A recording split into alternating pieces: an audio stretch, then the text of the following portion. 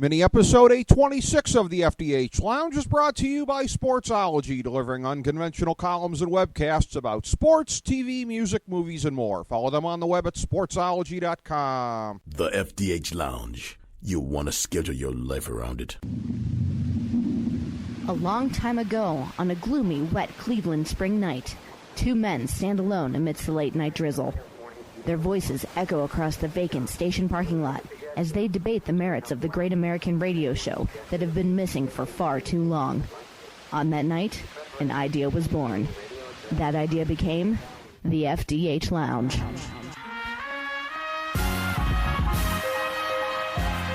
Welcome to the FDH Lounge. Welcome to FDH Lounge mini episode number 826. I'm FDH managing partner Rick Morris here with our preview of Better Call Saul episode 3.2. Here are the 5 biggest developments coming out of the third season opener. Number 5, Cinnabon Jean is providing more breadcrumbs about the coming state of mind that Jimmy will experience. The cold open started in the post-Breaking Bad future, as did the previous 2 season openers, and here we saw Jean actually trying to shout some helpful advice to a young shoplifter, overcoming his initial fear of the police and of being discovered.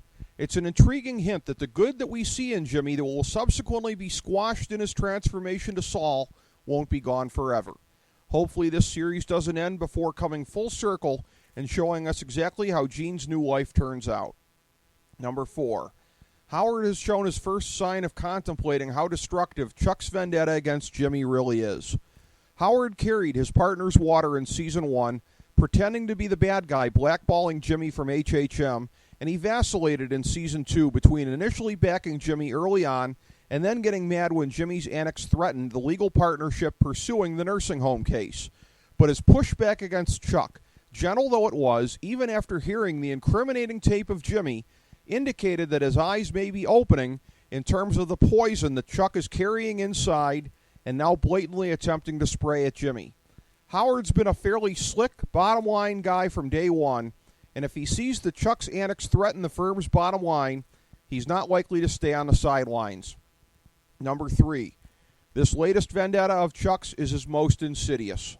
The quiet war that he waged against Jimmy through 2 seasons was fueled by little more than his pompous sense of propriety about the law and his general jealousy in terms of people preferring his charismatic brother to him.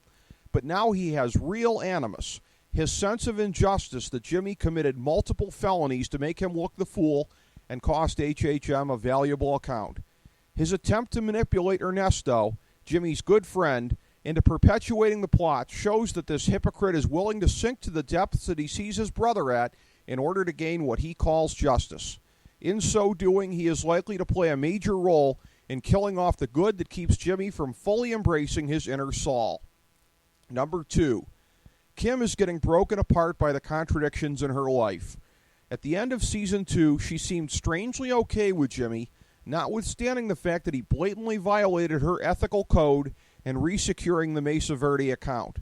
Of course, episode 3.1 showed that she's still got plenty of issues, whether they be on a moral level or a crippling fear that karma is going to strike her down for being a party even after the fact of Jimmy's crimes.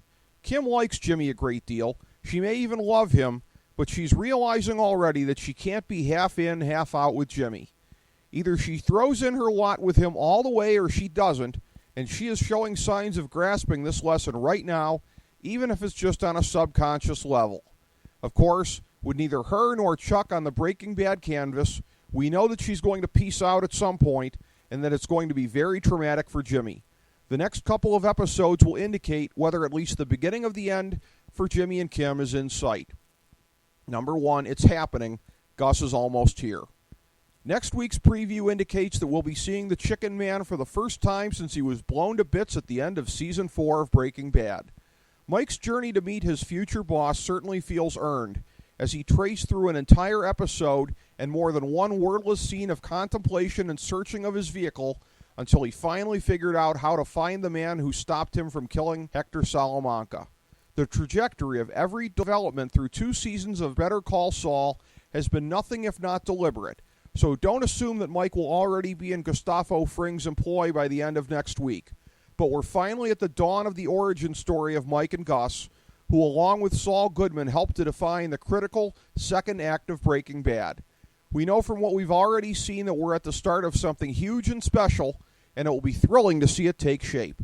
Thank you for tuning in to this mini episode of the FDH Lounge. As we bring the show to a close, we would like to extend our deepest gratitude to NBC, CBS, ABC, Fox, all Clear Channel affiliates, TNT, TBS, USA, UPN, Deadspin.com, YouTube.com, YTMND.com, MySpace.com, various blogs, Fox News, CNN, CNBC, MSNBC, IamBoard.com, Billboard.com, Google.com, ESPN, ESPN2, ESPN News, ESPN Classic, NBA TV, NFL Network, Sports Time Ohio, Athlon Magazine, Comedy Central, Cartoon Network, The Boomerang Channel, QVC, BET, The Spice Channel, Steno Notebooks, Manwich, Papermate Office Supplies, waitresses, strippers, bartenders, garbage men, janitors, microwave popcorn, the writers of The Office, Scrubs, Entourage, My Name is Earl, Oz, Metalocalypse and the Boondocks, Aquafina, and the Periodic Table of Elements.